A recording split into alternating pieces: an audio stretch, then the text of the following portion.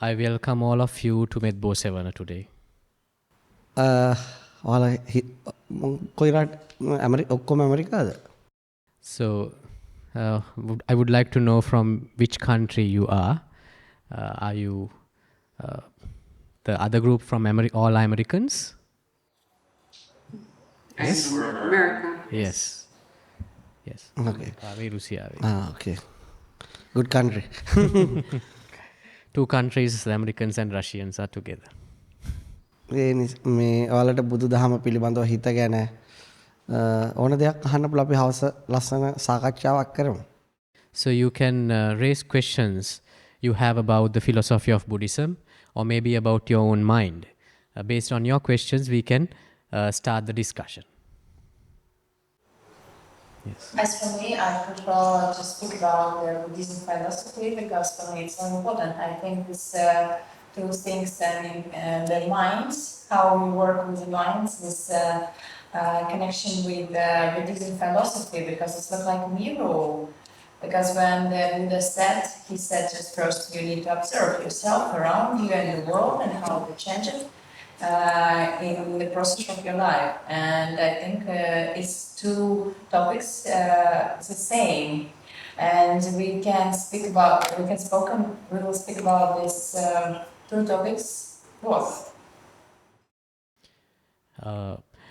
බුදුදහම ගැනද මට ගොඩක්ම අවධානය තියෙන්නේ බුදුදහමේදී කියනවා අපි අපේ මනස පිළිබඳ අවධානයෙන් ඉන්න කියලා. ඒ වගේම අපේ බාහිර පරිසරය පිළිබඳත් අපිට අවධානයක් තියෙන්න ඕනේ. මේ දෙකම ගැන තිබීම පිළිබඳව මට ලොකු කුතුහලයක් තියෙනවා. ඔබට ඒ ගැන මොනවද දැනගන්න ඕන? කුතුහලේ නැති කරගන්නද වැඩි කරගන්නද?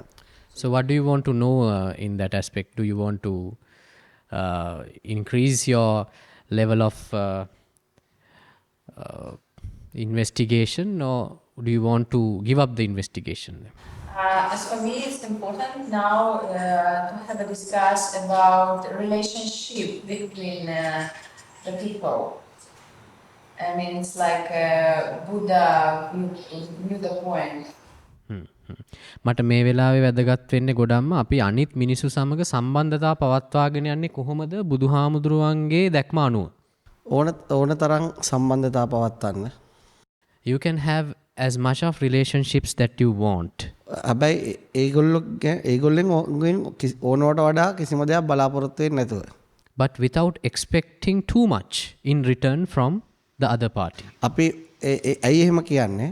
Now why do I say so? අපි සම්බන්ධ වෙන කෙනාට අපි හිතන විදියට ඉන්න අමාරුයි.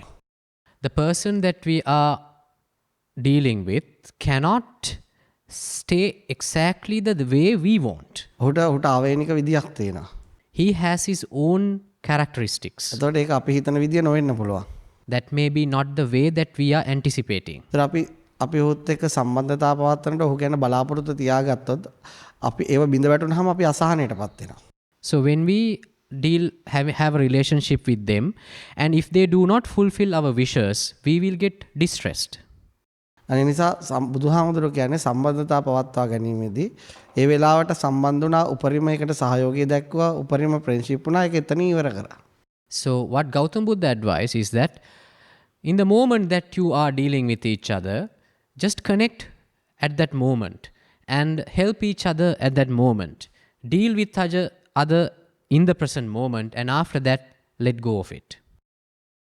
තා පැහැදිලි කරන්නද?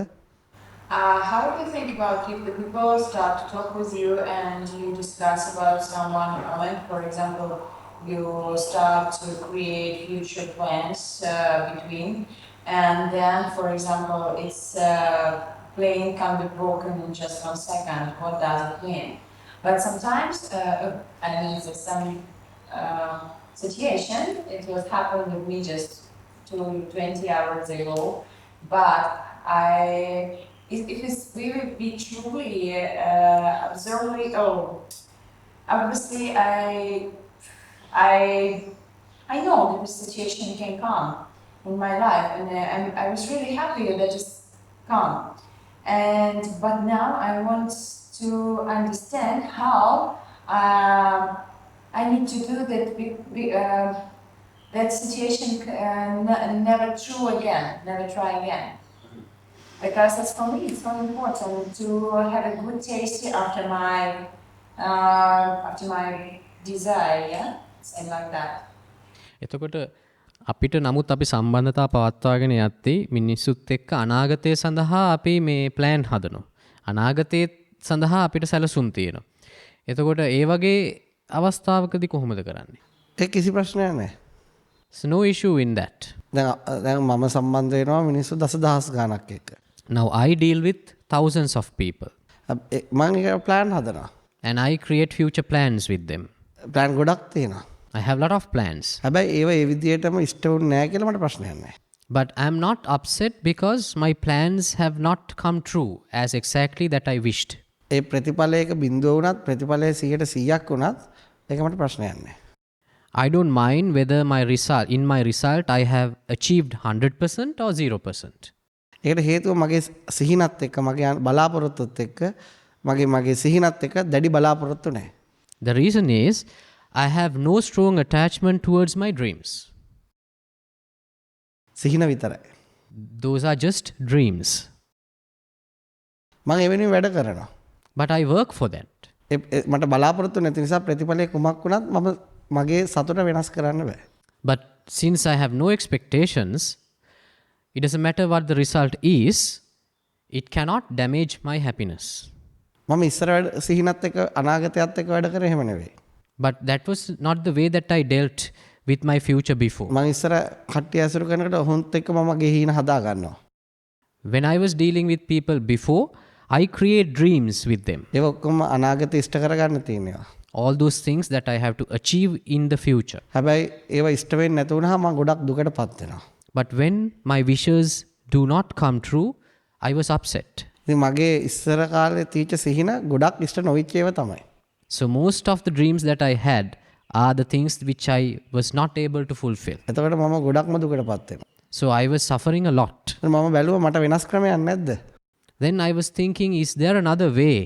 මට වෙනස් ක්‍රමයක් හම්බ වුණා. Then I found another way. අපි හිතන අනාගතය ගැන දේවල් ගොඩක් සිද්ධ වෙන්නේ නැත්නම් අපිට හිතන්නත් ඕන නම් අපි හිතන එක ඉතුරු කරලා අර වෙන්න ඕන කියන එක අයින් කරලා දානවා.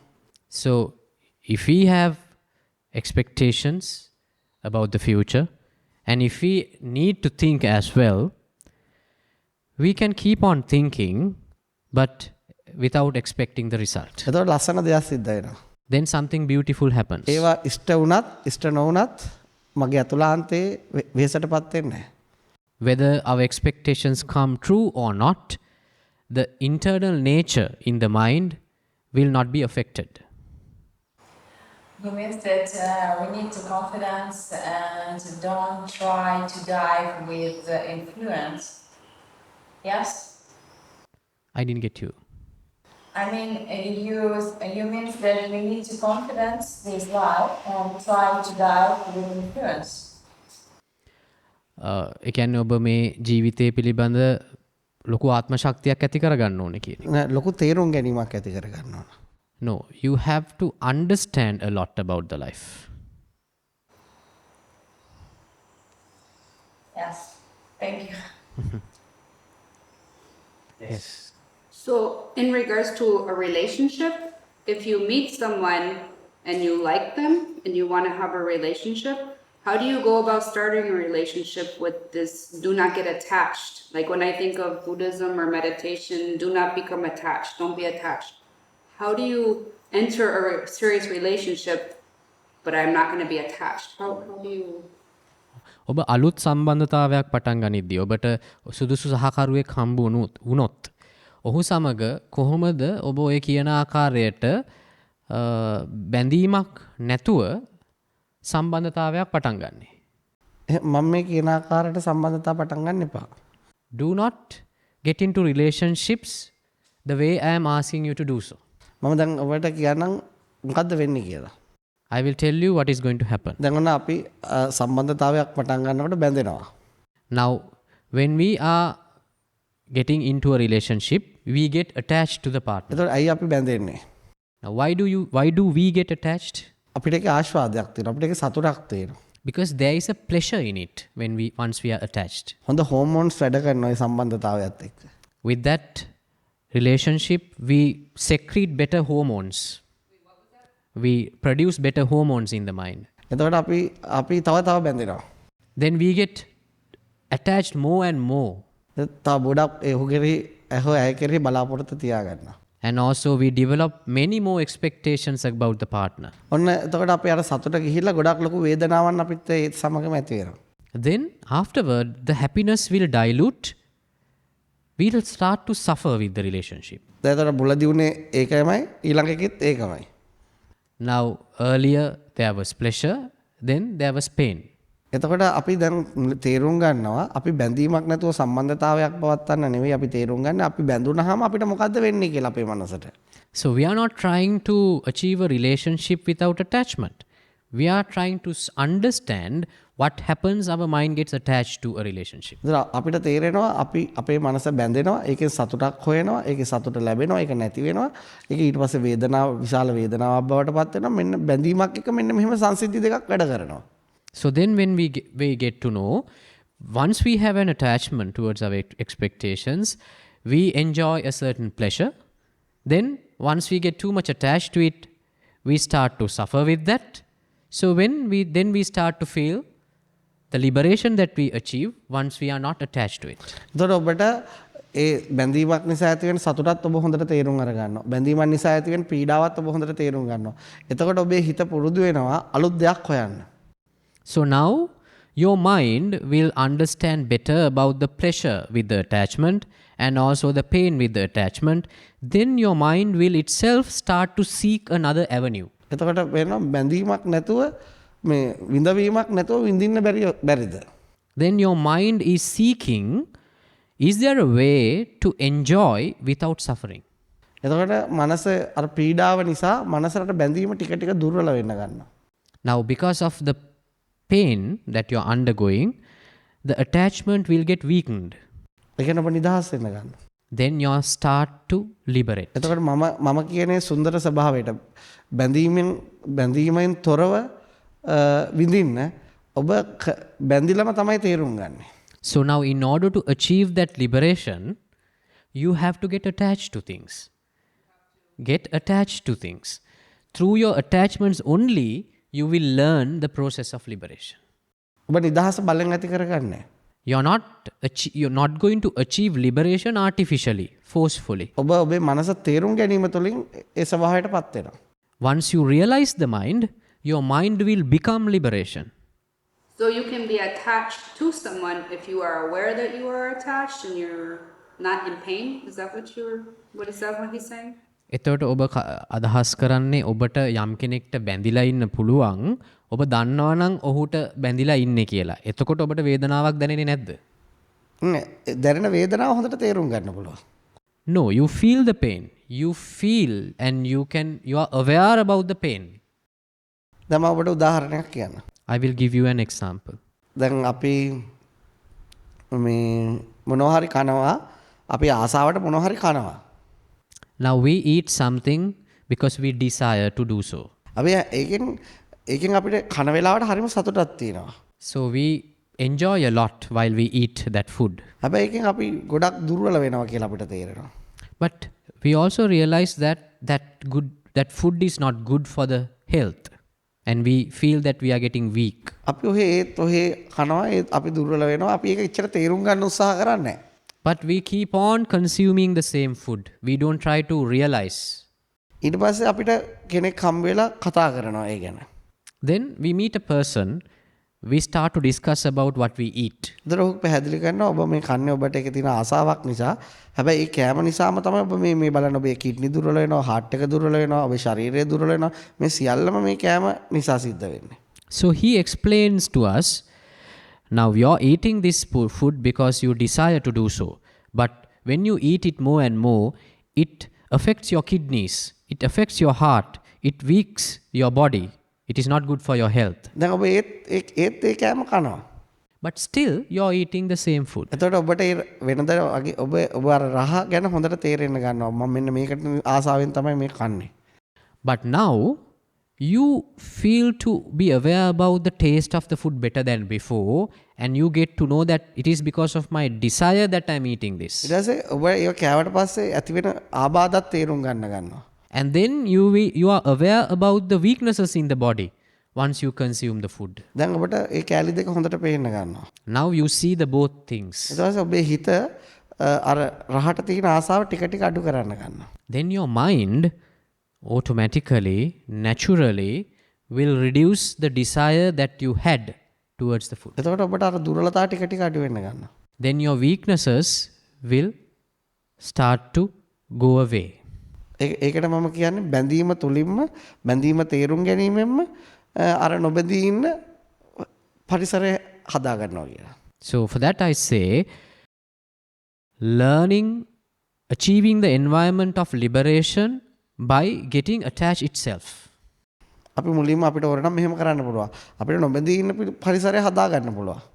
Because if we want, we can artificially create an environment where we are not attached to things. අපි හිතට බලපෑම් කරනවා ඒකට බැඳෙන්න එපා බැඳුනොත් මහා කරදරයි කියලා කොහොමම අපිට කාගෙන ඉන්න පුළුවන්. Because we will forcefully tell our mind, do not get attached to it. If you get attached to it, there will be problems. And we can forcefully do that so. හැබැයි අයිත් කවදා හරි ඊට වඩා බැඳෙනවා.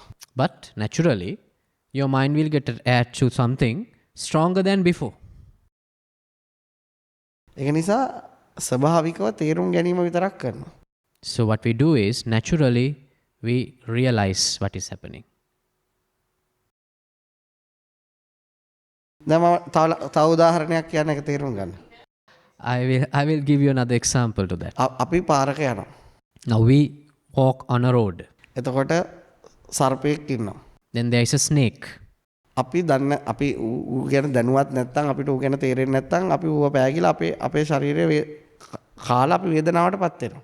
So if we are unaware that there is a snake, we will step foot on it and it will bite us and we will undergo a lot of pain. අපිට ඕක නිතරම වෙනවා. So that happens all the time when we walk. මම ඊට පස්සේ කියනවා ඔයාට ඔය සර්පයා මේ වගේ දරුණුයි ඌ කනකොට පොඩි ආතල් එකක් තියෙනවා කෑවට පස්සේ මාර වේදනා සහගතයි කියලා ওই පාරෙම යන්න කියලා. So then I advise such a person, there is a snake on the road. So if you step foot on it, it will bite you. It is very painful. දැන් එයා ඒ පාරෙම යනවා. So he walks on the same road. ඒ සිද්ධියම වෙනවා. The same thing will happen. වෙනදට වඩා එතකොට ඒක හොඳට තේරෙනවා. Now he can understand the incident way better than before. එතකොට ඊට පස්සේ හිත සර්පය දැක්ක ගමන් මග හැරලා යනවා. So afterward, the mind, when he sees the snake, it will නෙළුම් කලයට වැටෙන වතුර වගේ. නෙළුම් කලයට වැටෙන වතුර වගේ. It is like the water which drips on the lotus leaf. වැටිලා යනවා. It will never stay on it. It will drip off. හැබැයි ඒ ස්වභාවයට මනසපත් කරගන්න උත්සාහ කරන්නේ. But you are not struggling to achieve that status of mind. ස්වභාවිකව තමන්ව තේරුම් ගැනීම තුළින් මේ ස්වභාවයටපත් වෙන්න ඉඩ අරිනවා. You let your mind to achieve that status naturally by understanding the mind. Can I ask one more question? I don't want to Yes, feel like I'm taking everyone's question time. So can you love can you love someone without having an attachment? ඔබට යමෙක්ට ආදරය කරන්න පුළුවන්ද ඒකට බැඳෙන්නේ නැතුව? පුළුවන්. Yes. බැඳුනහම ආදරය දුර්වල වෙනවා. Once you get attached, the love will become weak. ඊට පස්සේ කෑදරකමක් තියෙනවා. Then there is only a craving. ඊට පස්සේ පරිස්සම් කරන්න යනවා. Then you start to protect it. ඊට පස්සේ නීති දානවා. Then you enforce rules. තමන් වගේම අනිකාවත් පීඩාවටපත් වෙනවා. You suffer yourself and also the partner. I have a question. It's like not a question, it's like opinion. What the Buddha said about between relationship behind, about mind and the soul. It's like a helper for the soul and the mind, or because the mind always playing with us and it's look like a drunken monk with of scorpions. Yes, it's like a play game always, because it's like fighting our soul. But if we start to observe what does it mean, what's mind do with us, we start to understand many things, because it's perspective to the left, right, up and down, yes? And if we begin to live without appropriation, does it mean that we grow in spiritual? And did we have someone limit to this growing up? Can you please repeat the question? Does we have some limit for growing our mind? Because if we start Can we have a limit in growing of the mind? Yeah. And if we, in spiritual life, yes, because when we start to observe this relationship, when your mind start to play with you, yes, you just getting out and start to observe all situation around of you, and then you didn't play. It's like, for example, like with the snake, yes? You didn't take a chance to growing up for someone flowers, yes, for this example situation. And did we have some limit of this growing Of in this practice? spiritual life? Yes. Or, thank you. දැන් අපේ මනස ඔබ කියනවා අපේ මනස බුදුදහමේ කියනවා වගේම එහෙට මෙහෙට දුවනවා. එතකොට අපි මනස දිහා නිරීක්ෂණයකෙක් විදිහට බලනවා.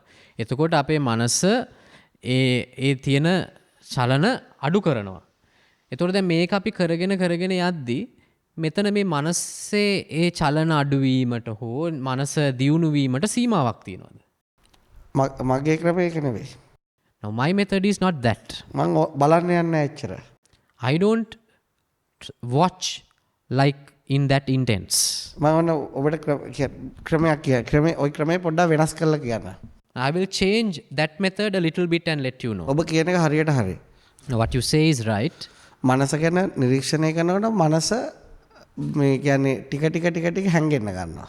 Now when you start to observe the mind will close its characters. මම කියන්නේ දැන් මනස ගොඩක් මිනිස්සු හදන්නේ තැම්පත් කරගන්න. Now many people want to achieve stillness in mind. නමුත් මම බුදුහාමුදුරුවවත් මමවත් පැහැදිලි කරන්නේ ඒක කරන්න එපා. But that is not what I and also that is not what Gautam Buddha asked a person to do. Don't do that. ඒක practice කරාට ඒකෙන් ඇති වෙන සමාධියක් විතරයි. Even though you practice it, it will only take you to a certain stillness in the mind. හැබැයි අපිට මනස සමාධියක් කරා ගෙඩියන්න නෙවෙයි ඕන. But our objective is not to achieve stillness in the mind. මනස නිවා ගන්න ඕන. We want to observe. We want to know what is happening. ඒකට මනස තැම්පත් වුණත් විසිරුණත් ප්‍රශ්නයක් නැහැ. Now for that, it doesn't matter whether your mind is settled or unsettled. මනස විසිරුණොත් ඒක මනස ස්වභාවයක් වශයෙන් තේරුම් ගන්නවා. If your mind is unsettled, you understand it as a nature of your own mind. මනස තැම්පත් වුණොත් ඒකත් මනසේම ස්වභාවයක්. If your mind is at a still, you understand that is also another's nature of your own mind. නැත්තම් මනස එක දෙයක්ට පුරුදු කරලා ඒ දෙයට හිර කිරීම මැසින් ඔබට විමුක්තියටපත් වෙන්න බෑ. Because if you train your mind to limit its scope to something, you cannot achieve liberation from that path. මම දැන් කියන්නේ සිහියෙන් ඉන්න එක වුණත් ඒක ඕනට වඩා ඉෆෙක්ට් එකක් දාලා කරන්න එපා. Now what I say is, even being mindful about the mind, you should not forcefully do that. දැන් උදාහරණයක් කියන්න. I will give you an example. දැන් මට ඔබව තේරුම් ගන්න ඕන. And let's say now I want to understand you. ඔබ හැසිරෙන්නේ කොහොමද, කතා කරන්නේ කොහොමද, ඇවිදින්නේ කොහොමද, හැමදේම. I want to know how you act, how you talk, how you behave. I want to know everything about you. එතකොට මම ඔබත් එක්කම හැමතිස්සෙම ඔබ දිහා බලන් හිටියොත් ඔබ හැමතිස්සෙම ඔබේ නැචරල් ස්වභාවයටපත් වෙන්නේ නැහැ. But if you feel like I'm always observing you, you will never act naturally. ඔබ එතකොට මට සාපේක්ෂව කෘත්‍රිම වෙනවා. You become artificial in respective of my behavior. මං කරන්නේ එතකොට මෙහෙමයි. So what I do is this. ඔබට මෙහි ඉන්නරලා මම මගේ කාමරයට වෙලා ඉන්නවා. I will let you stay here. I will be in my room. එතකොට මට ඉඳ හිට මතක් වෙනවා මන්ට ඔබව නිරීක්ෂණය කරන්න තියෙනවා. So occasionally I recall that I have to observe you. මං ඊට පස්සේ හිමීට ඇවිල්ලා බලනවා ඔයා දැන් මොකද්ද කරන්නේ කියලා. So I will just observe without your knowledge. අන්න එතකොට යෝග කරනවා. So I see you are doing yoga. දැන් මං එතන ඕනට වඩා බලන්න ගියොත් ඔයා ඒ පාර එතන ඒකට හිර වෙනවා. So if I observe too much you are doing yoga, then you will stuck into that yoga. එතකොට මම අයිත් යනවා යන්න. Then I go back. ඊට පස්සේ මම අයිත් ඔහොම ඉන්නකොට ඔන්න ඔබ එතකොට නටනවා පේනවා. So then, after some time, I see you dancing. අන්න මම ඒකත් තේරුම් ගන්නවා. Then I observe that මම ඔබ also. දිහා බැලුවොත් ඔබේ ඩාන්ස් එක වෙනස් වෙනවා.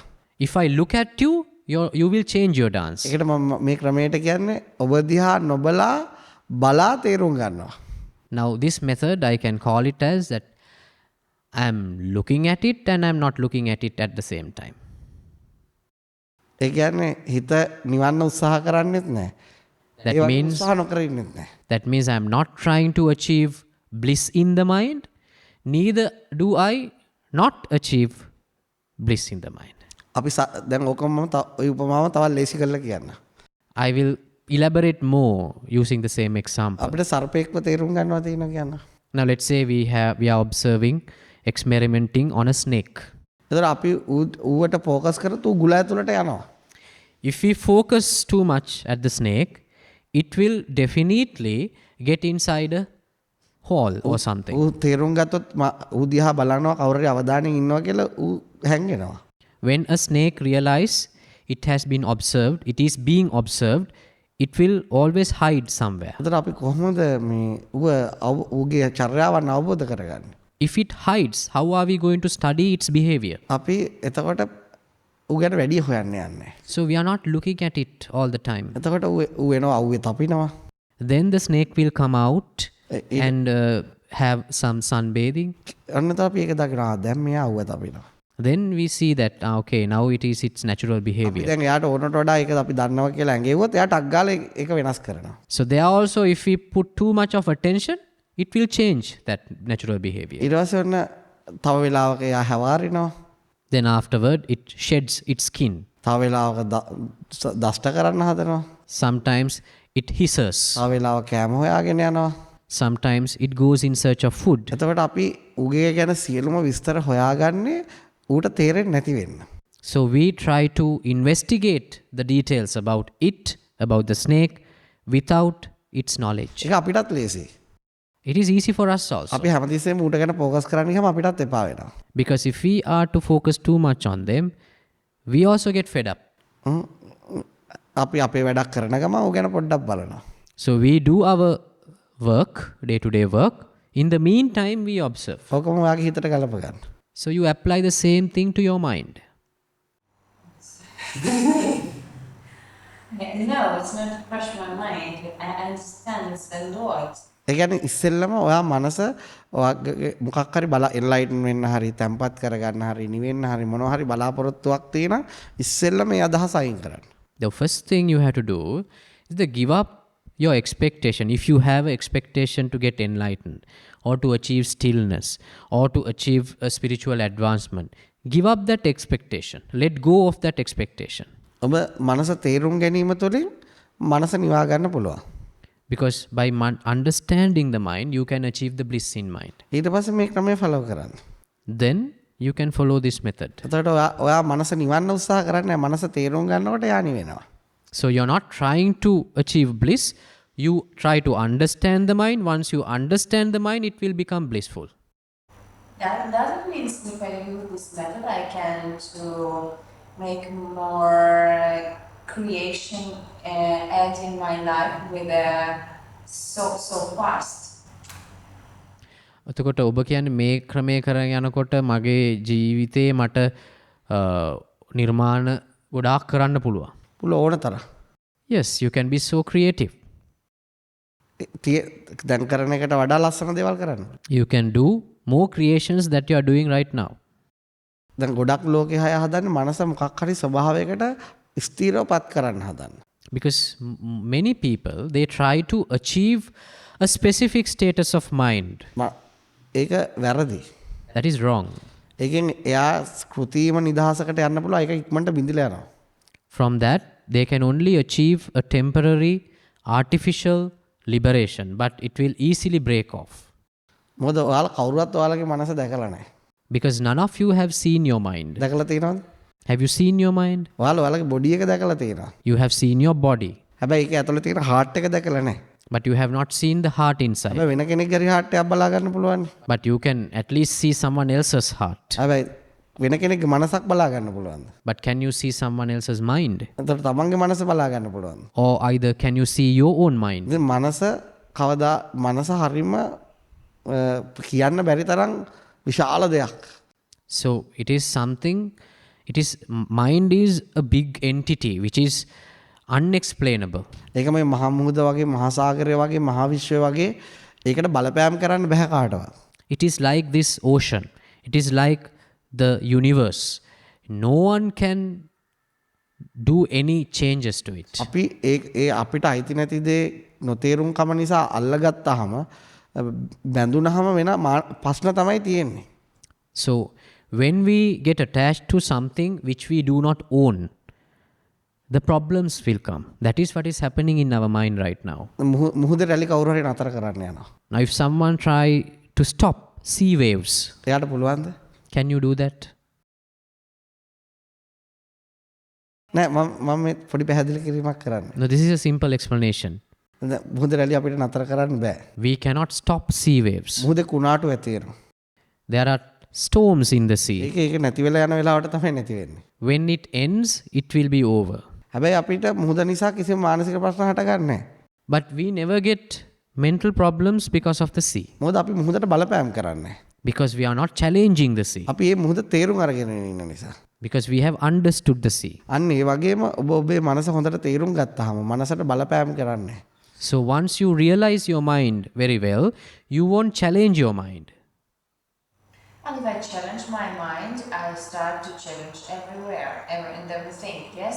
And if I didn't feel myself like just a body, because the body is can be time for living, yes? And if I start to feel myself like someone small part of someone greatness in the universe, I just understand more things. And I try to feel that speed in my life, it's so fast. Because someone person come to be with me in this period, because my speed it's not can be in their life, and it's new step interpretation for me now, because I start to work with my mind the same. I'm observe here, and I can observe. And I can to make a short distance with this observation, yes, and then I can to make the more distance with this, no? දැන් මට මගේ මනසට මම අභියෝග කරපුවාම මට ගොඩාක් එළිය දේවල් වෙනස් කරන්න පුළුවන්. එතකොට එහෙම කරගෙන යද්දී මට තේරෙනවා මගේ ජීවිතේ හරි වේගවත් වෙනවා කියලා.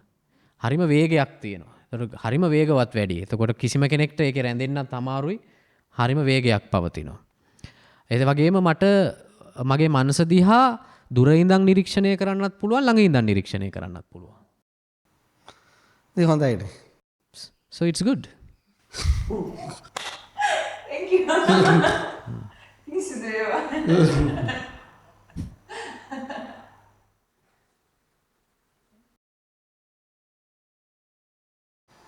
Yes, I got two questions. It's how Buddhists work with their bodies, and I practice yoga, and through the yoga I can understand my mind and my soul. So I wonder how Buddhists use their body and works with it to understand their minds. මම යෝගා හදාරන කෙනෙක්. එතකොට මම මගේ යෝගා practice එක හරහා මගේ මනස සහ ආත්මය පිළිබඳ අධ්‍යයනයක් කරනවා. බෞද්ධයන් කොහොමද ශරීරය පාවිච්චි කරන්නේ මනස අවබෝධ කරගන්න? ශරීරයේ ක්‍රියාකාරකම් ගැන සිහියෙන් ඉන්නවා. Buddhists be aware of the activity of the body. මේ මගේ ක්‍රමයක් නෙවෙයි කියන්නේ බුදුහාමුදුරුවෝ කියපු ක්‍රමයක්. Now this is a technique prescribed by Gautama Buddha. ඒ කියන්නේ ඔයා කන අපි ඇවිදිනවනේ. Now let's say we are walking. එතකොට ඔයා ඉගෙන සිහියෙන් ඉන්නේ. Then when we walk, we be mindful of it. දැන් ඔයා වාඩි වෙලානේ ඉන්නේ. Now you are seated, right? ඔයා ඉගෙන සිහියෙන් ඉන්නේ. ඔයාගේ දන්නවා. You know that you are seated. ඔයා නැගිටිනවනේ ඒක එතකොට ඔයා දන්නවා. So you stand up, then you know that you are standing up. ඔයා කෑම කනවා නම් ඒක දන්නවා. So when you're eating, you know that you're eating. ඒ කියන්නේ වාගේ හැම ඉරියව්වක් පවතින විදිය ගැන ඔයා හොඳට දැනගන්නවා. So you are aware of each and every movement of your body. එතකොට මේ බොඩි එක මයින්ඩ් එක අතර සම්බන්ධයක් තියෙනවා. So there is a connection in between body and the mind. මනස නැති වෙච්ච ගමන් බොඩි එක එහෙමම කඩාගෙන වැටෙනවා. When you lose the mind, the body will collapse. එතකොට ඔයා බොඩි එක ගැන අවධානයෙන් ඉන්නවා කියන්නේ ඔයා මනස ගැන අවධානයෙන් ඉන්නවා. So if you are aware, if you are mindful about the body, that means you are mindful about your mind. එතකොට ඒකට උදව් කරගන්න ශාරීරික ක්‍රියාකාරකම්. So you use the activities of the body as a help, as an assistant to it. දැන් අපිට ගොඩක් ප්‍රශ්නේ මිනිස්සුන්ට සිහිය නැති වෙන එකනේ. The main issue is people lose their awareness. එතකොට එයා ඇවිදින ගමන් එයා දන්නේ එයා මොකද්ද කරන්නේ කියලා. So while they are walking, they don't know what they are doing. එයා කතා කරන ගමන් එයා දන්නේ මොකද්ද කරන්නේ කියලා. While they are talking, they don't know what they are doing. එතකොට එයා අහගෙන ඉන්න ගමන් එයා දන්නේ එයා වෙන එකක්. While they are listening, they don't know that they are listening. එතකොට ඔයා ඔයාගේ ශරීරික ක්‍රියාකාරකම් එක්ක අවධානයෙන් ඉන්න ගත්තාම ඔයා කරන දේ ගැන ඔයා හොඳටම දැනුවත්. So when you are aware about your bodily activities, you are aware about your actions. එතකොට ඒව ඒ තැන ඉවර වෙනවා.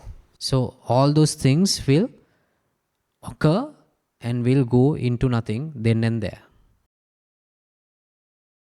එහෙම තමයි බෞද්ධයෙක් විදියට ශරීරය උදව් කරගන්නේ. That is how a Buddhist use the body to achieve mindfulness. When you feel your body, you understand. I want to share my experience. One time I went to Vipassana, and all we do is walking and sitting in meditation. It's about 5 days. And after that, I watch my body, and it will great because nothing we do, just sitting and walking and eating. So I understand what you mean. And the second question, it's about death. I'm interested about Buddhist attitude to death, and maybe what's happening after death. ඔබ කලින් කියපු එක මට වෙන මම විපස්සනා practice කරන්න ගිය දවස් 5කට එතනදී එතන අපිට කරන්න තිබුණ ඉරියව් කීපයක් විතරයි වාඩි වෙලා ඉන්න එක ඇවිදින එක සහ කන එක. ඒත් ඔය පිළිබඳ සිහියෙන් ඉන්නකොට ඇත්තටම මට ගොඩක් තේරුණා අන්තිමට මම ඉන්නේ මගේ කයත් එක්ක තමයි කියන එක. ඊට පස්සේ මගේ දෙවෙනි ප්‍රශ්නේ ඇවිල්ලා තියෙන්නේ මරණය පිළිබඳව. බුදුදහමේ මරණය ගැන මොකක්ද සඳහන් වෙන්නේ? මොකක්ද අපි මරණයට පස්සේ සිද්ධ වෙන්නේ? බුදුදහමේ මරණය ගැන ගොඩක් දේවල් සඳහන් වෙනවා. In Buddhism, there are a lot of things being described and discussed about the death. හැබැයි බුදුදහමේ ඊට වඩා සඳහන් වෙන්නේ මරණය අතුරුදහන් කිරීම සම්බන්ධව. But the main objective, the main purpose of Buddhism is to discuss about how to overcome death. ඇත්තටම නොමරි ජීවත් වෙන්න පුළුවන්. How to live an eternal life. බුදුහාමුදුරුවන්ගේ ප්‍රධාන දෙයක් තමයි ගිහිගෙද අත්හැරලා යන්නේ ගිහිලා අමරණීය වෙන එක. So one of the main objective of Gautam Buddha's mission when he left his house in search of the truth was to overcome death and become eternal. එතකොට අපිට මේ ජීවිතය බුදුහාමුදුරුවෝ පෙන්නන මේ ජීවිතය යූස් කරගන්න පුළුවන්. මේ ජීවිතය ඔබ මනස තේරුම් ගත්තොත්, ඔබ ඔබේ ශරීරය තේරුම් ගත්තොත්, ඔබ ඔබේ ක්‍රියාවලිය තේරුම් ගත්තොත්, ඔබ අතීතය අනාගතය කියන මුලාව තේරුම් ගත්තොත්, ඔබ කවදාවත් මැරෙන්නේ නැහැ. So what he said is that in this life itself, if you understand the mind, if you understand the illusionary nature of the mind, if you understand the illusion of the past, future and the present, then you will never die. ඊට පස්සේ එහෙම තේරුම් ගන්න බැරුණොත් මැරෙනවා. But if you don't understand it, you will die. දැන් ඒ කතාව පැහැදිලි නෑනේ. So it is not clear to you, right? මම පැහැදිලි කරන්න. I will explain. ඒක ලොකු කතාවක් මම පොඩිවට පැහැදිලි කරන්න. So it's a very long story. I will put it in short. දැන් මට කියනවා මම කවුරු හරි කියනවා ඔයාට හෙට මේ වෙඩි තියලා මරනවා. Now let's say someone is telling you, scaring you that I'm going to kill you tomorrow. I'm going to shoot you tomorrow.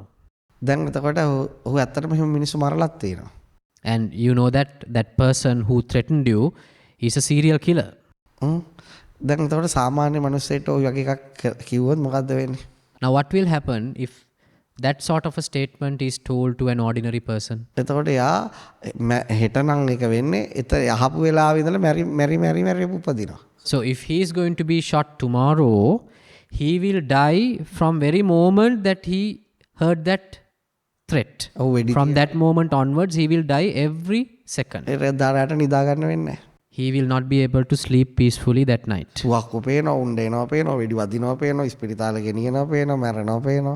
He will dream about the person coming, shooting him, the blood. He will see all the things thereafter.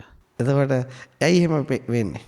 Why does he dream like that? මේ මනස දැන් අනාගතය කියන දෙයට අහු වෙලා තියෙන්නේ. Our mind is caught up with the future. ඒ වගේම අතීතය ගැන ඒ වගේ අරයා කරපු සිද්ධි මතක් කර කර විඳවනවා. And also, we can recollect the past stories about that person's life and we can suffer. එතකොට මනස ගැන අවබෝධ කරගත්ත කෙනා දන්නවා අතීතය කියන්නේ මොකක්ද අනාගතය කියන්නේ මොකක්ද මේ කාලේ මායාව මොකක්ද කියලා. But the person who has realized the mind will know what is the past and what is the future, the illusionary nature of the time. දැන් මම ඔබට ඔප්පු කරලා පෙන්නනවා අතීතය අනාගතය කියලා දෙයක් ලෝකේ නැහැ කියලා. Now, I'm going to prove to you there is no such thing as past and the future. දැන් ඔබ ඉස්කෝලේ ගිය හැටි පොඩ්ඩක් හොඳට මතක් කරන්න. Now, just recollect how you went to school in your childhood. මම හොඳට මතක් කරන්න මෙන්න මෙහෙම ඇඳගෙන ගියේ මෙන්න මෙහෙම ගියේ මෙහෙම යාළුවෝ හිටියා මේක තමයි මගේ පන්ති කාමරේ. Just go back to your past and recall those memories. What did you wear and who were your friends? How was your classroom back then? දැන් කියන්න. Now tell me, how was your classroom? What were you wearing? Middle school. Middle school. Middle school. මොන පාට ඇඳුමක්ද දැන් ගියේ? So what was the uniform, the color of your uniform? No, we don't have uniform. It's free form. Uniform නැහැ, කැමති ඇඳුමක් ඇඳන් යන්න පුළුවන්. අතට ඔබ වැඩිපුර ඇඳන් ගියේ මොන ඇඳුමක්ද? So what was the most preferred kit that you were wearing? What color? What was the best dress? It's not my choice. It's for about clothes. It's choose of my parents, and I choose because I'm not enough to. ඒ ඇඳන් ගිය අතරේ එක ඇඳුමක් මතක් කරගන්න. Can you remember one cloth that you wear? One t-shirt or something? Yes. මොන පාටද? What is the color of it? It's a big, jeans. Loku kalisama. Yes, like rappers. Color? Blue. Blue. Nil ඔබ ඉස්කෝලේ ගියේ වාහනයකින්ද පයින්ද බයිසිකලයකින්ද? So did you walk to school or did you went in a bus or how was your mode of transportation? Walk. Avidino. ඔබේ ඉස්කෝලේ ගාලා තියෙන පාට මොකක්ද? So what is the color of the school building? Gray. Kola පාටයි. දැන් ඔබ අතීතයට ගියා නේද? So you went to the past, right? You went to the past history. Yes. නෑ. You did not. My memory. ඔයගේ මතකයන් විතරක් ඔයා අවදි කරා. Only your memories that you're waking up. එතකොට ඇත්තටම අපේ හිත කියනවා ඒක අතීතයට ගියා කියලා. But your mind says that you went to the past. නමුත් ඇත්තටම මේ මතකයන් අවදි වෙච්ච එක විතරයි. So what actually happened was you recollected some memories, past memories. අයිත් දැන් ඔයාගේ රටට යන දවස එයාපෝට් එකේ බහින හැටි, ඔයා ගෙදරට යන හැටි, යාළුවෝ හම්බ වෙන හැටි මතක් කරලා අනාගතය ගැන. So now you think about your future. The day that you are going to leave Sri Lanka, how are you going to land to Russia? How are you going to meet your friends and families? Just have some dream about it. හරියටම අනාගතයට යන්න. Make a clear picture about what is going to happen next day when you are going to Russia.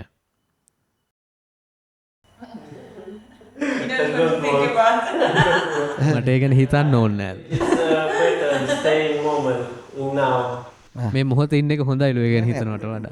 පොඩි වෙලාවකට යන්න. No, as a homework you just do it. For a moment you do it. For a moment you dream about. හරි එහෙම ඕනේ. ඔබ දැන් මෙහෙන් ඉවර වෙලා ඔබ ඉන්න තැනට යන එක ගැන කල්පනා කරන්න. Okay, name. If I thought about it, I have some expectations. Expectations.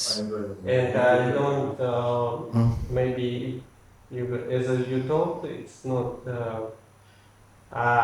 නෑ මේක පොඩි වෙලාව පොඩි අභ්‍යාසයක්. ඔබට ලොකු දෙයක් කියලා දෙන්න හදන්නේ. No, this is a simple exercise. This is not something serious, right? It's a simple exercise. Just assume that you said you're leaving on the ඔබ මේකත් 6th, right? දැන් ඔබට ඔබ මෙහෙට ආවේ කොහේ ඉඳලාද? Now, from where did you come here? From where did you come to this place? Habaradu. දැන් ඔබයි හබරාදුවට යනවද? Are you going back to Habaradu? එතකොට දැන් ඔබ යන්න ආපු පාරෙමනේ යන්න ඕන. So you have to take the same route, no, that you came. ඔබ හිටපු තැනටමනේ යන්න තියෙන්නේ. So you are going back to the same place you stayed. දැන් එතකොට ඔබට ඒක මවා ගන්න පුළුවන් නේ. Can you recollect those memories? හැබැයි ඇත්තටම ඔබ ඒ අනාගතයට හිත යනවද? නැවත ඔළුවේ තියෙන මතකයන් අනාගතේ නිර්මාණය කරනවද? So are you actually going to the future, or is it just another collection of memories which are awakening? දැන් ඒකෙන් මම පැහැදිලි The second one. එතකොට කොහොක් ඇත්තටම අපිට අතීතයක්වත් අනාගතයක් නැහැනේ. So actually, we don't have a past or a future. මතකයන් විතරයිනේ තියෙන්නේ. All those things are just a collection of memories. ඒවත් නිකන් මේ මැවෙනව නැති වෙනවා. Those memories are also just pops up and just dissolves. අතීතය අනාගතේ නැත්තම් වර්තමානයකුත් නැහැ. So if there is no future or if there is no past, there is no present moment also. එතකොට අපිට මරණයක් නැහැ. So then we have no death. ඔයා අතීතයේ තියෙන මතකයන් තමයි ඔයා කියලා ගන්නෙ. Because you take those memories about your past as yourself. එතකොට එයා තමයි අනාගතේ මැරෙන්නේ. So that memories are the one who's going to die in the future. එතකොට අපි අතීතය අනාගතය ගැන තියෙන බොරුව එලි කරගත්තාම අපි ඉන්න කෙනෙකුත් නැහැ මැරෙන්න කෙනෙකුත් නැහැ. So when we uncover this illusion about the past and the future, there is nobody which exists right now, and there is no one to die. හැබැයි අපි ඕක එලි කර ওই සත්‍ය අවබෝධ කරගත්තේ නැත්නම් අපිට අතීතයකුත් තියෙනවා අපි කියලා කෙනෙකුත් ඉන්නවා යා අනාගතේනේ අනිවාර්යෙන් මැරෙනවා. So but if we do not reveal that secret, we have a past, we have a future, there is a one who lives in the past who is going to the future, and there is a death. ඒතර අපිට අපේ මනස ගැන අනවබෝධයක් පවතිනවා කියන මම කියන්නේ. So what I say is, we have a misunderstanding about our mind. එතකොට ඒ අනවබෝධය පවතින තාක්කල් විතරයි අපි මැරෙන්නේ අපි ඉපදෙන්නේ. So as long as that misunderstanding is there, we are dying, and also we will have a rebirth. හැබැයි අපිට ඒ අනවබෝධය නැති වුණොත් අපිට උපතකුත් නැහැ අපිට මරණයකුත් නැහැ අපි අතුරු දහන් වෙනවා. But if we lose that misunderstanding, then there is no birth and there is no death. එතකොට අපිට අපේ මනස තේරුම් ගන්න සිහියක් ඕන. ඒ මනස තේරුම් ගත ගුරුවරයෙක්ගේ ඇඩ්වයිස් ඕන. ඒක තුනම අපිට ඕනම කෙනෙක්ට මනස තේරුම් ගන්න පුළුවන්. So then we should have the mindfulness, awareness to understand the mind, and we should need the support of a person who has achieved that mindfulness and his advices. If those things combined, we can understand the mind. එතකොට ඔයා අමරණීය වෙනවා. Then you become eternal. දැන් ඒ යම් මනුස්සයෙක්ට ඒ මනස අවබෝධ කරගන්න බෑ. Now a person, he is not in a position to understand the mind. අන්න එතකොට එයාට මරණයක් පවතිනවා. For such person, there is death. අන්න ඒ මරණය ගැන විශාල විස්තර කිරීමක් කරන්න පුළුවන්. Now about that death, I can elaborate a lot. ගොඩාක් පොත්පත්වල එක එක ඒවා ලියලා තියෙනවා. Many books have described many things about that death. ඔයා මැරෙනවාට මෙහෙම උපදිනවා මෙහෙම යනවා අපාය යනවා දිව්‍ය ලෝක යනවා බ්‍රහ්ම ලෝක යනවා වෙන සක්වලකට යනවා නැත්නම් එතන ඉවර වෙනවා ඒක කතන්දර ගොඩයි. So there are a lot of stories for such deaths. That you are going to die like this, after that you are going to have a reincarnation, a rebirth, and you are going to go to heaven, or you are going to go to hell, or some other realm, or there is nothing after the death. There are a lot of stories about that. ඒ ඔක්කොම මම ගොඩාක් පොත්වලින් කියවලා තියෙනවා. So I have read lot of things, lot of stories as such from many books. මගේ අත්දැකීමෙන්ම ඇත්තටම මනසට මොකද්ද වෙන්නේ කියලාත් මම දන්නවා. And also from my own experience, I know what happens to the mind. මට ඒක ඔයාලට කියන්න පුළුවන්. So I can tell that to you. ඔයාලට වැඩක් නැහැ. But it is useless. ඔයා විශ්වාස කරන්න විතරයි පුළුවන් නැත්නම් අවිශ්වාස කරන්න පුළුවන්. Because only that you can trust me, you can believe me, or either you do not believe me. That's all that will happen. ඒක නිසා අපිට ওই පොත්පත්වල තියෙන දේවල් වලටත් කරන්න පුළුවන් එච්චරයි. So whatever the things written on the books can do that. ඊට වඩා වටිනවා අපේ මනස කාලය කියන මායාවට අහු වෙච්ච විදිය හොඳට තේරුම් ගත්තාම අපි විශ්වය තුල අතුරුදහන් වෙලා යනවා. So what is the best is if you can realize the way that we have caught up in the illusion of time. Once you achieve that realization about the illusion, your mind will be liberated to the universe. So before, monks didn't wear watches. I've never seen a monk with a watch or a picture, but I noticed you both have phones and we're looking at your phones. So how has cell phones, smartphones affected the monastery and individually monks? Mama, Negative and positively, because there probably is both. yes. මම දැකලා නැහැ හාමුදුරුවරුන් ළඟ මේ ඔරලෝසු තියෙනවා. නමුත් දැන් මෙතන මම දැක්කා දෙදෙනා ගාවම ෆෝන්ස් තියෙනවා සහ ඒවා පාවිච්චි කරනවා. මට දැනගන්න පුළුවන්ද ඒ භික්ෂුවක් විදිහට දුරකථන පරිහරණය කිරීමෙන් තියෙන වාසි සහ අවාසි මොනවද කියලා? ඇත්තටම හොඳ ප්‍රශ්නයක්. Actually it's a good question. මොකද දන්නවද? දැන් මම ෆෝන් 3ක් විතර පාවිච්චි කරනවා. I'm using 3 phones. හරිද? එතකොට මට ගොඩක් අයට ඒක ප්‍රශ්නයක්. For many it's a question.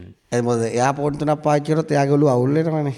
Because if someone uses 3 phones, it can make a lot of problems in their head. හැබැයි මේ ඔබ වගේ හැමෝම අහන්නේ නැහැ ඒක ගැන. But many do not question me on that like you do. හැබැයි ඔබ ඒක අහපු එකේ මට ඉතා මේ බුදුදහම ගැන විශාල පැත්තක් පෙන්වන්න පුළුවන්. But your questioning is good because then I can open up a greater picture about the Buddhism. බුදුදහමේ තියෙන ලස්සනම දේ තමයි පාවිච්චි කරන දේ ප්‍රතික්ෂේප කරන්නේ. So the best part of Buddhism is it never refuses possessing things. පාවිච්චි කරන දේට නොබැදීම තමයි දේශනා කරන්නේ. What it teaches is not getting attached to what you possess. ඔබ මනසින් බැඳෙන්නේ නැත්නම් ඔබ දියමන්ති පුටුවක් උඩ වාඩි වුණත් ලෝකේ තියෙන හොඳම ඇඳ පරිහරණය කරත් ප්‍රශ්නයක් නැහැ. If you're not mentally attached, it doesn't matter you use a diamond throne.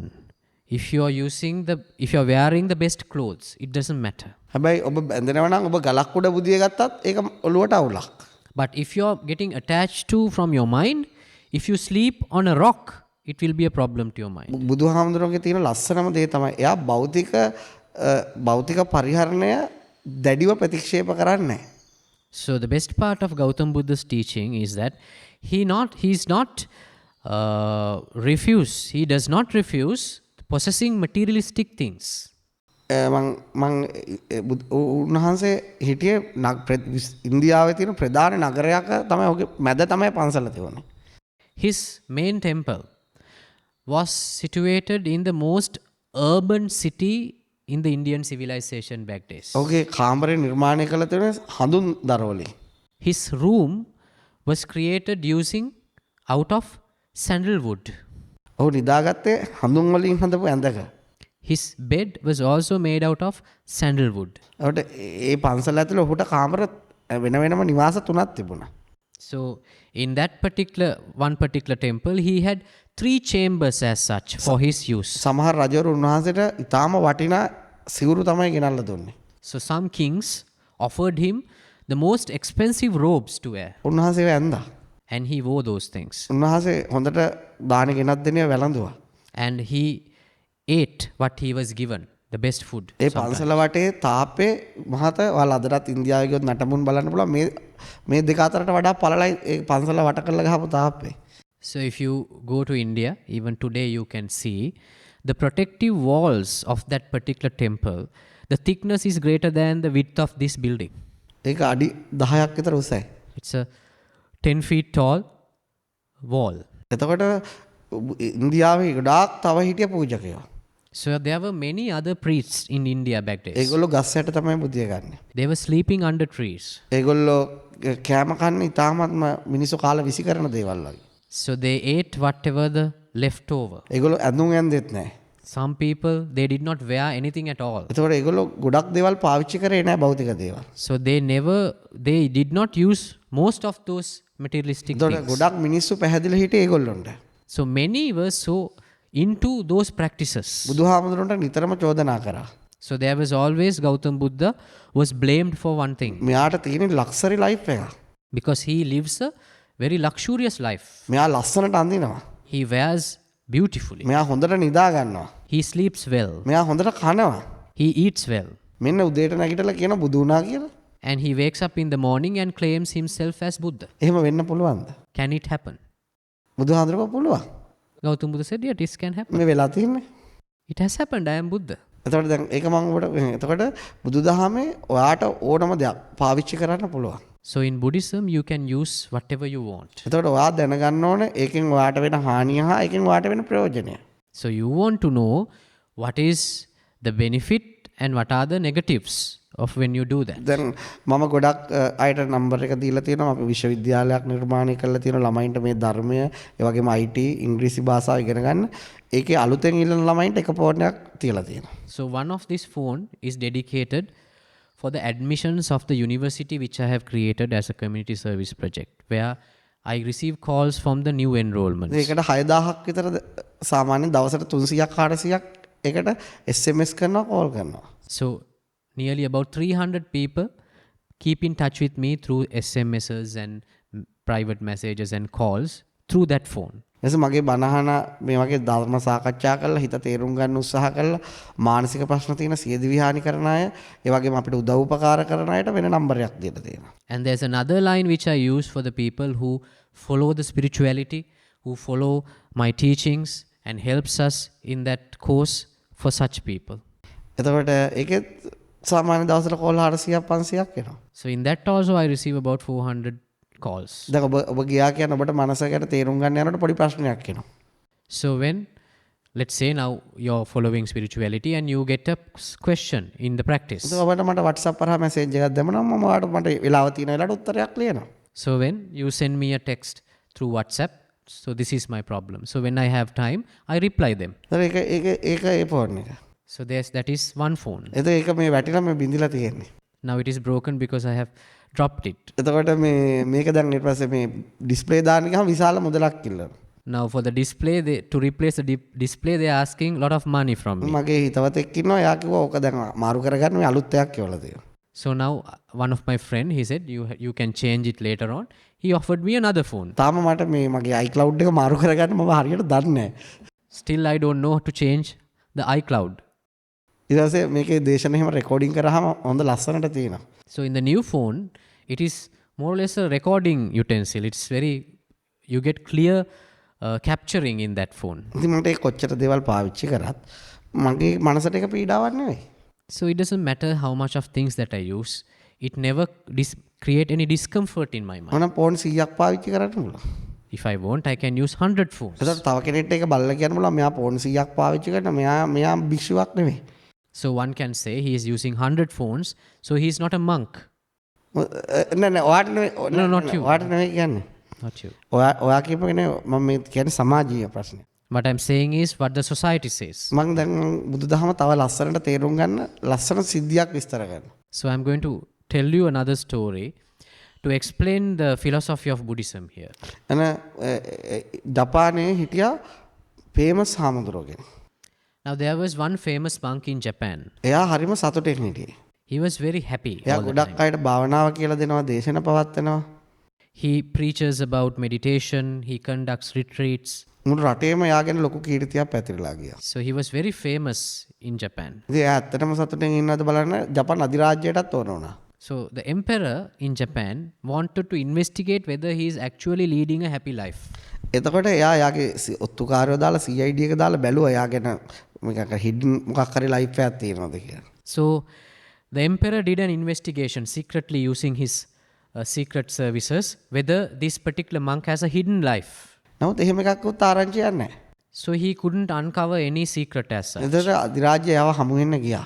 So after that, the emperor went to meet the monk. එයා හිතුවා මම මේ හාමුදුරුවන්ට තණ්හාව තියෙනවද නැද්ද කියලා හොයන්න ඕන.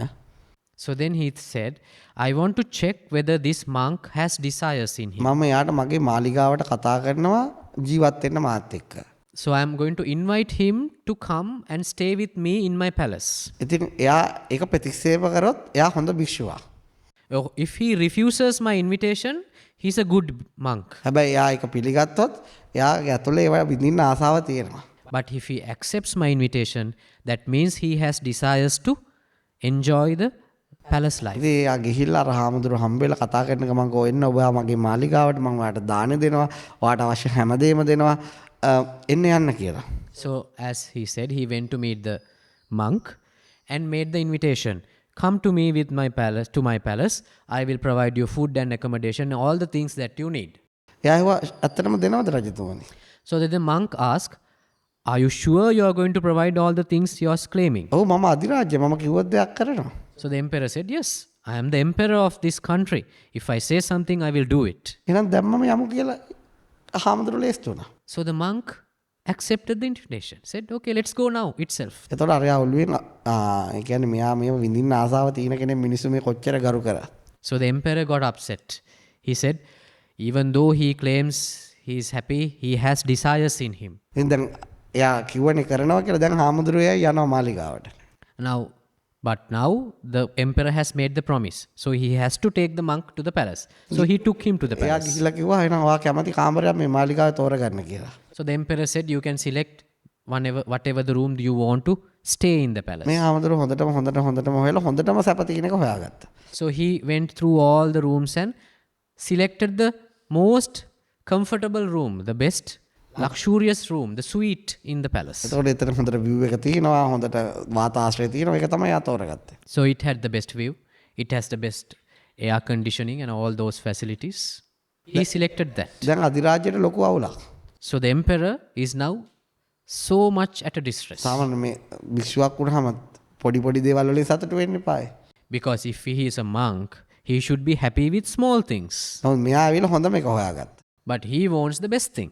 දැන් ඊට පස්සේ එයා කියනවා වැඩ කරන රාජමාලිගාවයට මට හොඳ කෑම ගේන්න පළතුරු ගේන්න අර වගේ එන්න මේ වගේ එන්න මසාජ් කරන්න හැමදේම කරගන්න. So now he is asking for all the room services, calling people to bring food, bring oils, bring perfume, and somebody, a masseur to do massages, all those facilities he's asking. එතකොට මේ රජතුමාට එනම upset. Now the emperor, day by day, he's upsetting more and more. මේ රජතුමා හිතුවා අපේ රටේ මිනිස්සු ගුණාට ඇඳලා තියෙන්නේ. So the emperor thought, my citizens are being fooled by this monk. මේ මේ හාමුදුරුවෝ කොච්චර තණ්හාව තියෙනවද? This monk has lot of desires in him. ඊට පස්සේ යාට යාගේ තරහ පාලනය කරගන්න බැරි වුණා. So one day the emperor couldn't bear his anger. එයා හාමුදුරුවෝ හම්බ වෙන්න ආවා. He went to the chamber ඇවිල්ලා කිව්වා ඔයාට අපිට වඩා තණ්හාව තියෙනවා. and said that you have more desires than me. ඒ නිසා ඔයා යන්න ආයිත් ඔයා හිටපු තැනට.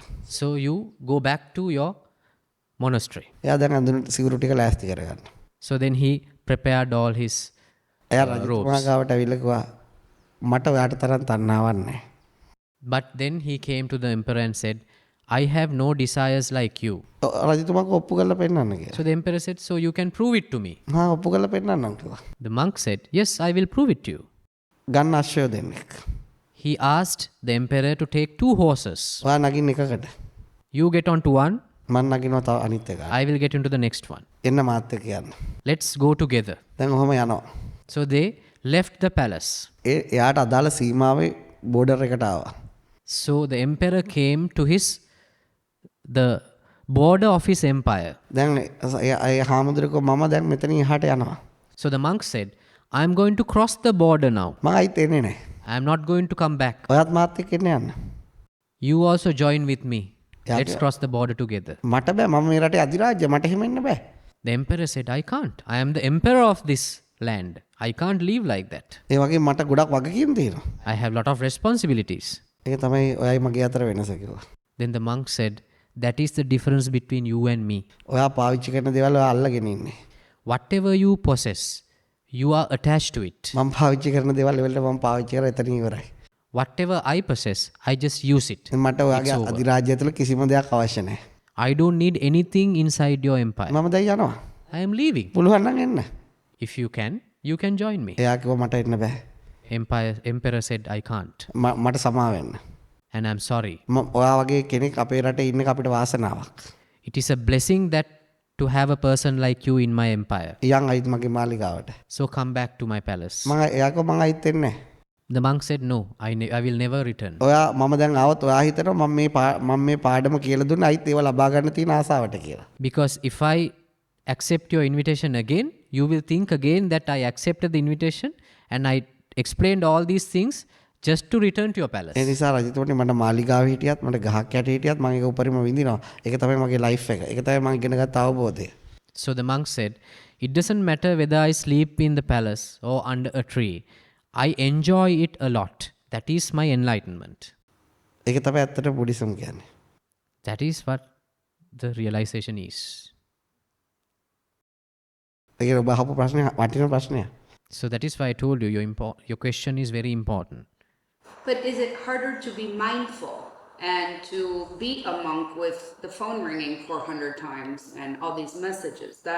Is it negatively affected the practice? නමුත් 400 දෙනෙක්ගෙන් විතර ඔබට ඇමතුම් මෙද්දී සිහියෙන් ඉන්න එකට බාධාවක් නෙමෙයිද? ඒක ඔබේ ප්‍රතිපදාවට කරදරයක් නෙමෙයිද? නැහැ. No. මට එන්නේ එක කෝල් එකයි. Because I only get one call. ඒක මම ඒකට එයත් එක්ක ඔයා නම් කෝල් කරේ ඔයත් එක්ක හොඳටම කතා කරනවා. If you're the caller, I am answering you. ඒක එතන ඉවරයි. Then it's over. 4000ක් ආවත් මට අවිල්ලා තියෙන එක කෝල් එකයි. Even though I receive 4,000 calls, I receive only one. මට නිදා ගන්න ඕන වුණාට මම සයිලන්ස් දැම්මා පැත්තකට දැම්මා. When I want to sleep, I put it onto silence and I sleep. මට මොන හරි වැඩක් කරන්න වුණාම ඒක තියෙන තැනකින් තියුවා. If I want to do some other work, I leave it behind. මම කාට හරි එක්ක සම්බන්ධ වෙනවලු මම ඒක උපරිම යත් එක එයා අනිවාර්යයෙන්ම මම කතා කරන අනිත් පැත්ත කෙනාට හිතනවා මන් තරයි යාළුවෙක් තවන්නේ හැමෝටම එයාත් එක්ක ඒ තරම් උපරිම යත් එක සම්බන්ධ වෙනවා. Because when I receive a call, when I talk to that party, he actually thinks that I am his best friend because I get in too much to his life through that conversation. ඒක උපරිමම කරනවා ඒ වෙලාවට. I do it at my best. නිසා මම ජීවිතේ දකින්නේ උදේ ඉඳලා නැගිටිනකොට සිද්ධි ගොඩක් වශයෙන්. So what I see, the life is a collection of incidents. ඒ නිසා අපේ මනසේ තියෙන අනවබෝධය නිසා අපි එකිනෙකට සම්බන්ධ කරලා එකතු කරගෙන තමයි මිනිස්සු ස්ට්‍රෙස් වෙන්නේ. But because of the misunderstanding that we have in mind, we interconnect those incidents and we take it as a whole and get distressed. හැබැයි ඒ සිද්ධිය එතනින් ඉවරයි. But that incident is over then and there. ඒක සුදු වුණත් කළු වුණත් එතනින් ඉවරයි. Whether that incident is a black or white, it is over. මගේ මනස සම්පූර්ණ ඒ ස්වභාවයට පත් වෙලා තියෙනවා. So my mind has reached that status. ඒ නිසා ඒ වැඩ කොච්චර වැඩ කරත් ඒ වෙලාවට කරන දේ විතරයි කරන්නේ. So whatever I do what I do at that moment. ඒ නිසා දවස් තිස්සේ කොපමණ වැඩ කරත් ශාරීරික වෙහසක් විතරයි පවතින්නේ. So whatever the work that I do, I will only have the bodily discomfort. මානසික වෙහසක් නැහැ. There is no effort in the mind. ඒක ඇත්තටම ලස්සන මැසේජ් එකක්. It's actually a beautiful message. ඒක එකපාරට සිද්ධ වෙන්නේ නැහැ. It will not happen overnight. ඒක සාමාන්‍ය අවුරුදු 7ක් 8ක් නම් සමහරට 10ක් හොඳට තේරුම් ගැනීම තුළ සිද්ධ වෙන දෙයක්. If when you understand about your mind for 7 to 8 years, sometimes 10 years, it happens with your understanding. හැබැයි අනිවාර්යයෙන්ම ඒක තමයි ඒ ආර්ට් ඔෆ් ලිවිං එක ජීවත් වීමේ කලාව මනුස්සයට ලබා ගන්න පුළුවන්. But any person can achieve that art of living.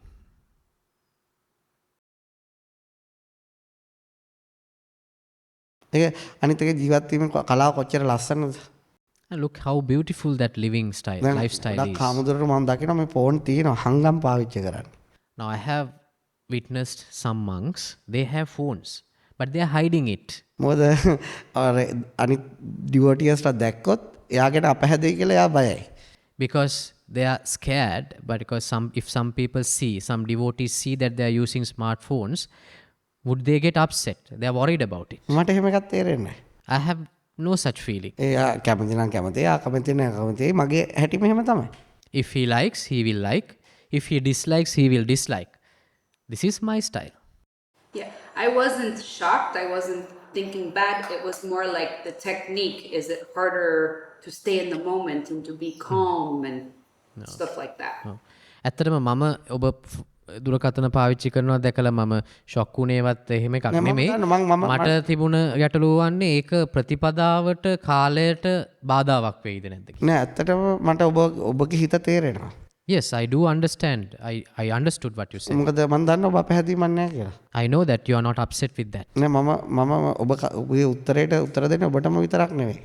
Because I do not answer particularly to your question. මොකද ওই ප්‍රශ්නේ මේ සමාජයටම තියෙනවා. Because there are similar questions like that to the entire society. මේ මම 100%ක්ම දන්න ඔබට කිසිම ප්‍රශ්නයක් නැහැ කියලා ඒක සම්බන්ධව.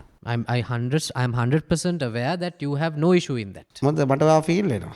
Because I feel you. හැබැයි ඒ අනිත් අයට ප්‍රශ්න තිබුණාට එයා නිකන්වත් ඒක අහන්නේ නැහැ. But some people have that question, but they never question me. on it. ඔයා ප්‍රශ්නේ අහපු එක මම මේක ඒ හැමෝටම උත්තරයක් දෙන්න අවස්ථාවක් කරගන්න. So your question, I took advantage out of it to address the larger crowd. Thank you. I have a question about meditation. Yes. How do you calm your mind when you have a racing mind? And is it a problem to have a racing mind? What do you mean by a racing mind? Means like you're talking You're to. thinking about the future, the past, and Right. when I meditate, my anxiety becomes even stronger. Okay. Yeah. Right. දැන් මට තියෙනවා අනාගතය ගැන anxiety කියන ඒතුක මගේ anxiety කියන එක වැඩි වෙනවා මම සමහරලාට භාවනා කරද්දී. කොහොමද මේ අතීතය හා අනාගතයට දුවන මනසක් සංසුන් කරගන්නේ භාවනාවේ? පළවෙනිම තමයි ඔයා භාවනා කරන එක නතර කරන්න. The first thing is you have to stop meditation. මොකද ඔයාම කියනවනේ ඒක කරනකොට වැඩි වෙනවා කියලා. Because you said when you're doing meditation, the anxiety grows. මම වාට ක්‍රමයක් කියලා දෙන්න. I will teach you a method ඒක නතර කරන්න උත්සාහ නොකිරීම තුළින් නතර වෙන්න.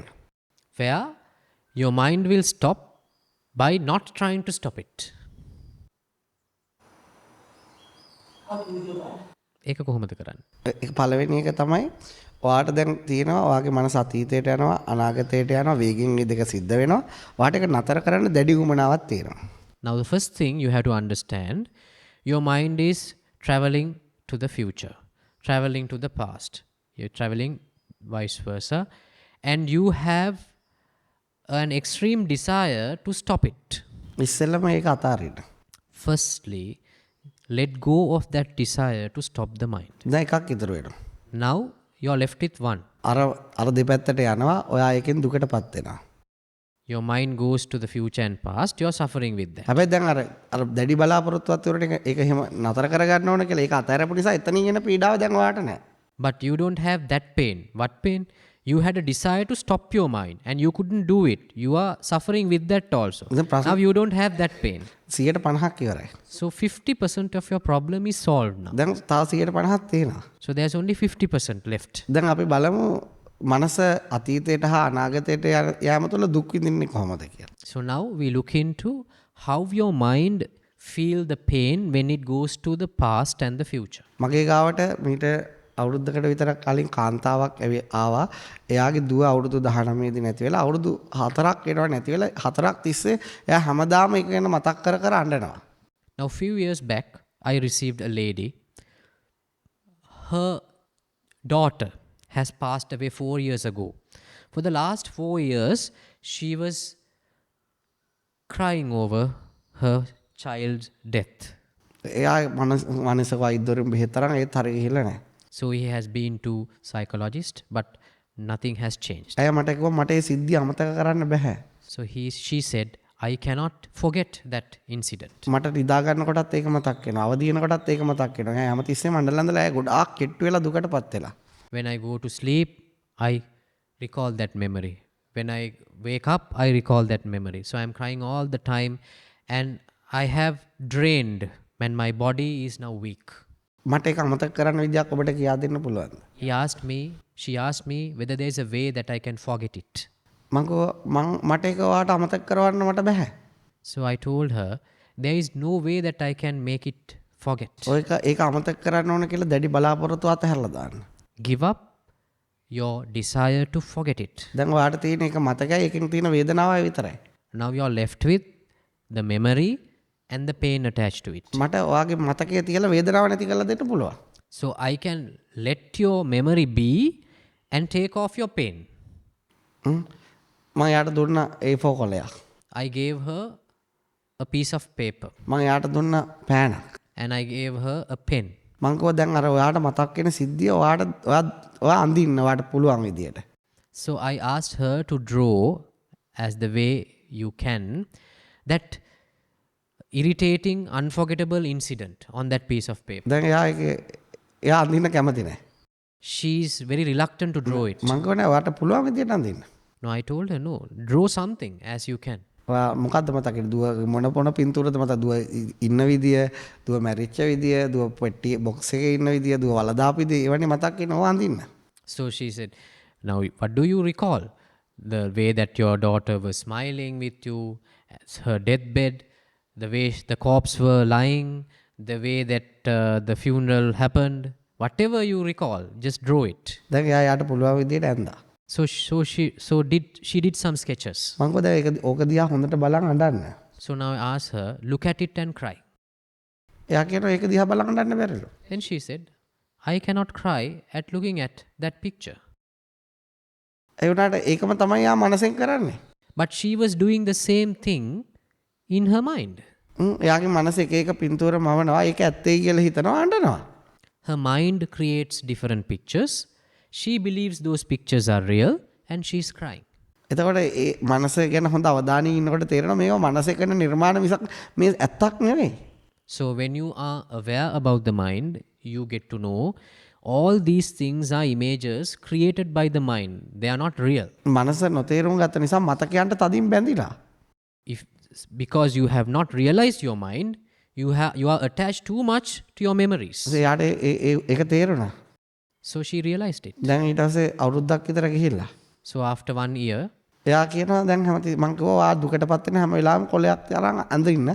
අඳිනකොට ඔයාට මතක් වෙයි මනසේ වෙන්නේ මේකම තමයි කියලා. So I gave her advice, wherever she cries, take a piece of paper and draw that incident. මං මේ ලෝකෙම ඉන්න හැම මිනිසෙකම ලස්සන චිත්‍ර අඳින්නවා. So all the people in this world, they draw beautiful pictures. ඒ ඔක්කො එයා පෑනට පාවිච්චි කරන්නේ මනස. They are using their mind as the pen. එයා ඒක අඳින්නේ අවකාශයේ. They draw it in the thin air. අවකාශ චිත්‍රයෙන් දැන් මොකද වෙන්නේ? Now what happens? You draw things on the space. කාටවත් පේන්නේ නැහැ. Nobody can see it. එයා දන්නවනේ යා අන්දේ මොකද්ද කියලා. Only he knows what he drew. දැන් මම අඳිනවා මලක් අඳිනවා. He draws a flower. මම දන්නවා ඒක. I know that it's a flower. හැබැයි අනිත් අයට තේ පේන්නේ නැහැ. But nobody can see it. ඒක තමයි මනස කරන්නේ හැමතිස්සෙම මනස එක එක චිත්‍ර නිර්මාණය කර කර පාට කරලා ඒව ඇත්තයි කියලා හිතලා විඳවනවා. So your mind is also doing the same thing. It creates different pictures and it believes those things are real and suffer. ඉතින් මම කියන්නේ ඕකට තමන්ම යක්කු ඇඳලා තමන්ම පාට කරලා තමන්ම බය වෙනවා. So what I say that is that you create your own demons and you color your own demons and you get frightened to it. හැබැයි කවදාවත් ළමයි යකෙක් ඇඳලා ඒකට බය වෙනවා අපි දැකලා නැහැනේ. But we have never seen somebody drawing a picture of a demon and being frightened by looking. ඇයි ඒ ළමයා ඇඳපු යකාට බය වෙන්නේ නැත්තේ? Why even a kid would not fear of it, such a thing? එයා දන්නවා එයා ඒක ඇඳේ කියලා. Because he is aware that he is the one he drew it. ඒ වගේම ඔයාත් දැනගන්න ඔයාගේ අතීතයට මනස ගියත් ප්‍රශ්නයක් නැහැ අනාගතයට ගියත් ප්‍රශ්නයක් නැහැ. ඔයා මේ චිත්‍ර අඳින්නේ කියලා. So similarly, you also should aware, it doesn't matter whether your mind goes to the past or the future. It is you who are creating those images. එතකොට ඔයා මේ චිත්‍ර වලට බැඳෙන ගතිය පොඩ අඩු වෙනවා ඔයා ඇත්ත දැනගන්නකොට. So when you realize the truth behind it, the attachments that you have towards those dreams will be weakened. දැන් අර අපිට අහස පේනවා. Now we can see the sky outside. කාට හරි අහස හම්බ වෙච්ච කෙනෙක් ඉන්නවද? Has anyone met the sky? ඒ උනට හැමදාම පේනවා. But every day you can see the sky. ඒක ඇත්තක් නෙවෙයි. It is not real. ඒ වගේ තමයි අපේ මනසේ මම නිර්මාණ ඇත්තක් නෙවෙයි. Similarly, the images which are created in our mind are not real. ඔන්න ඔය සත්‍ය ඔබ තුලින්ම ප්‍රත්‍යක්ෂ කරගත්තාම Once you realize that reality from yourself, from your own experience, ඔයාව අයිත් මානසික පීඩාවටපත් කරන්න කාටවත් බෑ. nobody can make you mentally suffer thereafter. එනිසා මනසේ මතකයන් හෝ මනස අනාගතේ මවන එක නතර කරන්න එපා. ඒ ඔයා ලස්සන නිර්මාණ ශිල්පියෙක් නැති කරගන්න හදන්නේ. Now, never lose the creativity of your mind, because you are going to lose a good artist. ඒ චිත්‍ර අඳින්න දෙන්න. Let your mind to draw pictures, ඒව චිත්‍ර විතරයි. but those are just creations, pictures. You're welcome. මම හිතන අදට ඇති නේද? Is it enough for the day, or do we have more questions? ගොඩක් කතා කරා ගොඩක් ඕව එකක්වත් හිතන්න එපා ඔක්කොම අතහැරලා දාන්න. Now, we discussed a lot, but don't think anything about it at all. Just let go all those ඔය information. එකක්වත් මතක තියාගන්න එපා. Don't remember any of these things. ඔයාලට යමක් තේරුණා නම් ඒක ඔයත් එක්ක පවතීවි. If you understood something, it will be with you. ඒ නිසා ඔයාට තවත් මනසේ විවිධ ස්වභාව ලක්ෂණ මනසේ විවිධ angles අපි එකිනෙකාගේ සාකච්ඡා වලින් කරලා අන්තර්ජාලයට දාලා තියෙනවා. So we have done a lot of such discussions with different groups, and all those discussions are available online. ඒ නිසා ඔයාට වෙලාව තියෙන වෙලාවකදී ඒව බලන්න. So when you have a free time, you can watch those videos. ඒව අහලා අතහැරලා දාන්න. So you have to watch it and let go of it as well. ඔයා ඒක තේරුම් ගත්තාම ඔයාව ඕපන් වෙන්න ගන්නවා.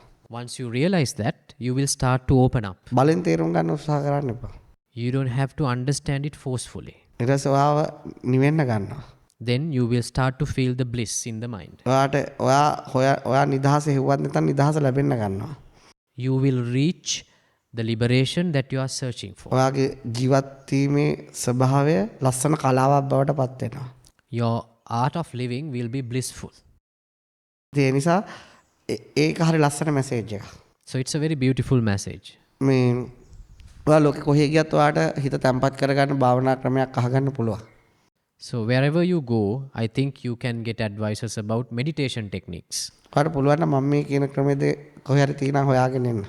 But if you won't, you can go and see whether this method is available in any other place. මම හිතන්නේ පෘථිවියේ තැන් 3-4ක ඇති. Only you will find 3 or 4 places if you walk across the earth. මනස තේරුම් ගන්න කියා දෙනවා. A place where it teaches you to understand the mind. ඒකේ භාවනා කරන්න කියලා එකක් නැහැ. There is no such thing as seated meditation there. ඒක තේරුම් ගැනීමමයි භාවනාව. Understanding itself is meditation. ඒවා ඉතින් හිත තැම්පත් කරන තැන් නම් ලෝකේ පුරා රටවල් 200ක් තියෙනවා. බොහෝ දුරට 200ම එක සෙන්ටර් එකක් හරි ඇති. But if you want to go for a stillness meditation, if there are like 200 centers, almost all of them will tell you how to still your mind. ඒකයි මේකයි දෙකක්. Now, these are 2 different methods. ඒකෙන් වෙන්නේ මනස తాවකාලිකව අසහනෙ මුදවන එකක් විතරයි. That only will help you to temporarily overcome. මේකෙන් වෙන්නේ මනස සදාකාලයටම අවබෝධ කරලා දෙනවා. But by being mindful, you can eternally understand the mind. ඒ නිසා ඔයාලා කැමති නම් ඔයාලගේ ජීවිතයට ඒ පණිවිඩය ගන්න. So if you wish to do so, it is up to you to take this message to your life. මගේ වචන මතක තියා ගැනීමෙන් නෙවෙයි. It is not by remembering my words, ඔයාගේ මනස තේරුම් ගැනීම. by understanding your mind. නිසා අපි හැමදෙනාම මේ සන්ධ්‍යාව හමුවීම ලස්සනයි. ඔයාලා හම්බවීම සතුටක්. ඔයාලගේ ජීවිත තව තවත් ලස්සන වෙන්න කියලා, ඔයාලගේ මනස ඔයාලට අවබෝධ වෙන්න කියලා මම ආශිර්වාද කරනවා. So I'm really glad that we had this discussion today. I'm glad that I met you all today. So I wish you all, and my blessings are with you, that you will be able to reach the bliss that you're searching for in your life.